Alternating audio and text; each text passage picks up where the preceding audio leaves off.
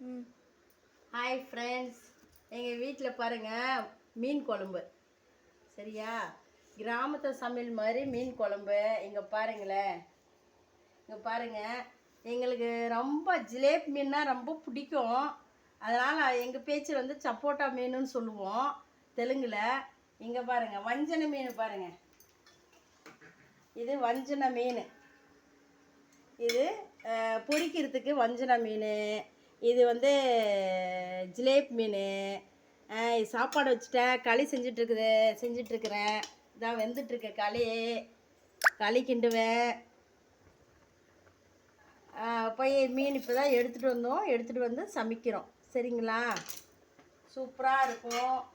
இது வந்து வறுவல், இது வந்து குழம்பு. இந்தா மீன் பாருங்கள், ஃப்ரெஷ்ஷாக போய் ஆற்றுல பிடிச்சிட்டு வந்து பிடிச்சிது, அப்படியே உயிரோடு இருந்தது.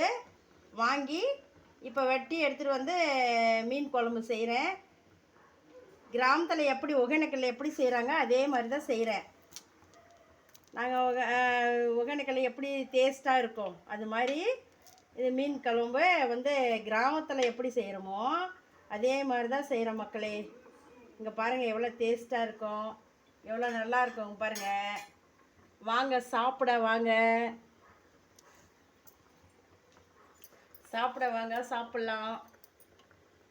குழம்பு சூப்பராக இருக்கும், வறுவல் சூப்பராக இருக்கும். பொரிக்கிறோம், எண்ணெயில் போட்டு பொரிக்கிறோம். அதுதான் இப்போ இஞ்சி பூண்டெல்லாம் கட் பண்ணி போட்டு அரைச்சி, உப்பு, மஞ்சள், மீன் மசாலா, கொஞ்சோண்டு கார்ன்ஃப்ளவர் மாவு போட்டால் போடலாம். இல்லைன்னா இது என்ன அரிசி மாவு கொஞ்சோண்டு போட்டு, மிளகாத்தூள் எல்லாமே போட்டு பெரட்டி வச்சுட்டு ஒரு அரை மணி நேரம் கழித்து எண்ணெயில் போச்சா சூப்பராக இருக்கும். நீ எதையும் சோடமாக அஜினாமூர்த்தை எதையும் போடுறதில்ல. இது செஞ்சதான் வீட்டில் நல்லா இருக்கும். ஹோட்டலில் தான் அஜினாமூர்த்தை சோடா எல்லாம் போடுவாங்க. நாம் வந்து அது போடுறதில்ல.